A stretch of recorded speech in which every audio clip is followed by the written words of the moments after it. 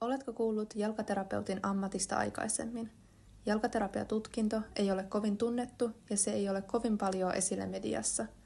Meidän projektimme tarkoitus oli kasvattaa jalkaterapian vetovoimaa, joka on laskenut erityisesti koronan jälkeen.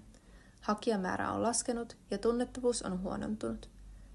Tämän vuoksi päätimme tehdä jalkaterapiaopiskelijan My Day-videon harjoittelupäivästä tuomaan lisää tunnettavuutta alalle. Jalkaterapian työllistys on hyvä ja valmistuneille löytyy paljon töitä.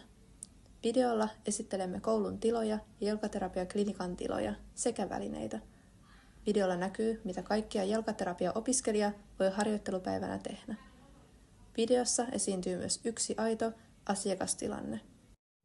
My Day-video auttaa hahmottamaan, mitä kaikkea jalkaterapia-ammattiin kuuluu.